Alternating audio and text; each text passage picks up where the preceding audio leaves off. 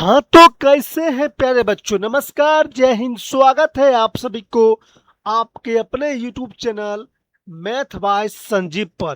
तो जैसे कि प्यारे बच्चों आपका 2 जुलाई को प्यारे बच्चों आप लोगों का सोशल साइंस का पेपर होने वाला है क्लास 10वीं का। तो प्यारे बच्चों यहाँ पर मैं आपको सोशल साइंस का वो ऑब्जेक्टिव बताऊंगा जो आपके एग्जाम में 100% आएगा। नहीं आए तो आप लोग कॉल मैसेज जरूर करना प्यारे बच्चों, क्योंकि मैं आपको यहाँ पर जो भी ऑब्जेक्टिव बताऊंगा आपके एग्जाम में 100% आएगा। नहीं आए कॉल मैसेज जरूर करना प्यारे बच्चों। मैंने आपको हिंदी और संस्कृत का जो भी बताया था आपके एग्जाम में 100% आया है। आप लोग जाकर देख सकते हो प्यारे बच्चों वीडियो को। ठीक है बच्चों। तो प्यारे बच्चों आप लोग इस क्लास को शुरू से लेके लास्ट तक देखिएगा और 100% आपके एग्जाम में प्यारे बच्चों ये प्रश्न आने वाला है। ठीक है। आपका विषय कोड प्यारे बच्चों 111 होने वाला है। ठीक है। तो चलिए बच्चों शुरू करते हैं क्लास को। तो यहाँ पर देख सकते हो प्यारे बच्चों आपका फर्स्ट नंबर सवाल है कि निम्नलिखित में किसने गेरिबाल्डी की जीवनी लिखी थी बच्चों। लाला लाजपत राय ने। ऑप्शन नंबर आपका सी होगा राइट आंसर। चलिए अगला सवाल है कि जोलवेरी संस्था की स्थापना का उद्देश्य क्या था। आर्थिक हितों की सुरक्षा। ऑप्शन नंबर आपका होगा ए राइट आंसर। और देखिए प्यारे बच्चों यहाँ पर आपको टोटल 70 ऑब्जेक्टिव का जवाब नहीं देना है, आपको 40 से देना है। ठीक है। तो आप अच्छे तरीके से 40 क्वेश्चन का जवाब दीजिएगा। ठीक है। चलिए तीसरा नंबर सवाल की ओर चलते हैं हम लोग। यूनान के स्वतंत्रता संग्राम में किसकी पराजय हुआ था। तुर्की का पराजय हुआ था। ठीक है। चलिए लेनिन का उत्तराधिकारी कौन बना। स्टालिन। ऑप्शन नंबर बच्चों आपका होगा सी राइट आंसर। चलिए अगला सवाल। क्रिमिया युद्ध में किसकी पराजय हुई। रूस की पराजय हुई थी। यंग यूरोप की स्थापना किसने किया था। मेजनी ने किया था। अगला सवाल है बच्चों 7 नंबर। विक्टर इमैनुअल ने प्रधानमंत्री पद किसे नियुक्त किया था। काउंट काबूल ने। ऑप्शन नंबर बी होगा राइट आंसर। चलिए अगला सवाल की ओर हम लोग चलते हैं। रूस में जार का अर्थ क्या होता है। रूस का सम्राट। Option number D right answer. चलिए 9 नंबर सवाल है कि वियना कांग्रेस की अध्यक्षता किसने किया था। मेटरनिक ने किया था। अगला सवाल है बच्चों किस संधि के साथ जर्मनी का एकीकरण पूरी हुआ था। तो बच्चों फ्रैंकफर्ट की संधि। ऑप्शन नंबर डी होगा राइट आंसर। चलिए अगला सवाल की ओर हम लोग चलते हैं। 1917 की रूसी क्रांति के समय किस जार का शासन था।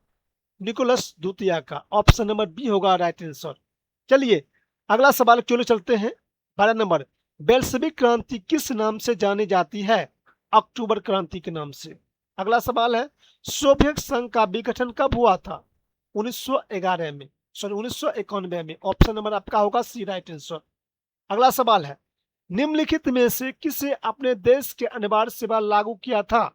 बिस्मार्क ने किया था। अगला सवाल है बच्चों वेस्ट लिटोवस की संधि किन देशों के बीच हुई थी। रूस और जर्मनी के बीच हुआ था। अगला सवाल है भाषा के आधार पर कहाँ सामाजिक विभेद पाया गया था। बच्चों श्रीलंका में। ऑप्शन नंबर बच्चों आपका हो जाएगा ए राइट आंसर। अगला सवाल है 17 नंबर। निम्नलिखित में से किस देश में संघात्मक शासन व्यवस्था है। तो बच्चों ऑप्शन नंबर डी होगा राइट आंसर। 17 का डी होगा राइट आंसर। चलिए अगला सवाल की ओर हम लोग चलते हैं। इंग्लैंड में महिलाओं की वोट देने का अधिकार कब मिला। 1918 में। अगला सवाल है कि मार्टिन लूथर ने किसका विरोध किया था। रंग भेद का विरोध किया था। ऑप्शन नंबर आपका हो जाएगा सी राइट आंसर। चलिए अगला सवाल है कार्ल मार्क्स का जन्म कहाँ हुआ था। तो बच्चों जर्मनी में ही हुआ था। ऑप्शन नंबर ए होगा राइट आंसर। चलिए बच्चों अगला नंबर सवाल की ओर हम लोग चलते हैं।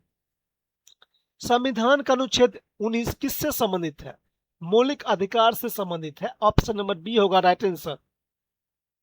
22 नंबर सवाल है किस देश को सामाजिक विभेद के कारण विखंडन का सामना करना पड़ा था।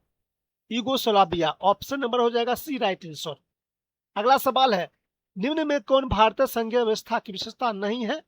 दोहरी नागरिकता। ऑप्शन नंबर डी होगा राइट आंसर 23 का।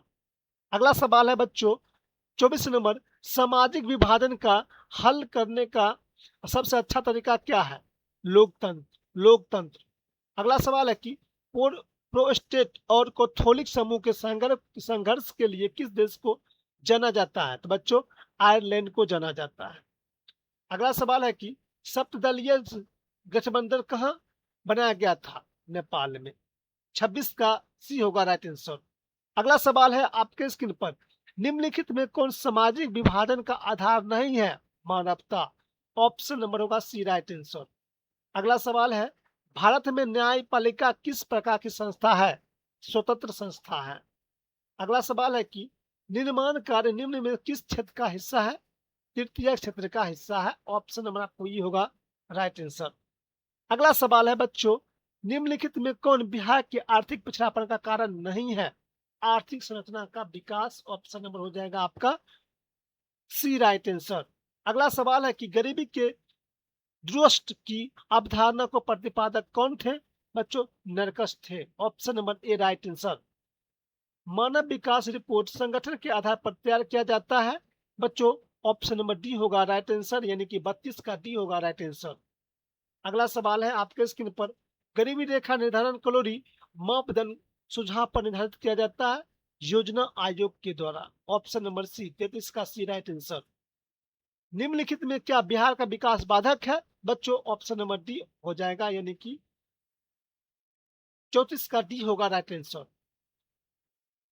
बंडलैंड आयोग निम्नलिखित में किससे संबंधित है? धारणीय विकास से संबंधित है। अगला सवाल है बच्चों, बिहार के विकास के बिना भारत का विकास संभव नहीं, यह कथन किसका है? राजेंद्र प्रसाद जी का। ठीक है। अगला सवाल है बच्चों, मानव विकास रिपोर्ट का प्रकाशन निम्नलिखित किसके द्वारा किया जाता है? तो बच्चों यूएनडीपी के द्वारा। भारत का योजना आयोग का गठन कब हुआ था? 15 मार्च 1950, याद रखिएगा। भारत के सर्वाधिक प्रति व्यक्ति आय वाला राज्य गोवा, याद रखिएगा। वर्ष भर में किसी देश में अर्जित आय का कुल मात्रा का क्या कहते हैं? राष्ट्रीय आय कहते हैं। तो यहाँ पर प्यारे बच्चों मैंने आपको टोटल 40 ऑब्जेक्टिव करवा दिया हूँ और मेरे पास पूरा प्रश्न है। प्यारे बच्चों देख सकते हो मेरे पास पूरा प्रश्न है। अगर आप लोग को चाहिए इसका बिल्कुल फ्री में पीडीएफ तो आपको मैसेज करना होगा। प्यारे बच्चों मेरा नंबर है 620121 4339 इस नंबर पर आप लोग मुझे मैसेज करना, मैं आपको बिल्कुल फ्री में इसका पीडीएफ भी दे दूंगा। प्यारे बच्चों तो मिलते हैं आपसे प्यारे बच्चों अगले वीडियो में। तब तक नमस्कार प्यारे बच्चों, बेस्ट ऑफ लक, जय हिंद मेरे प्यारे बच्चों।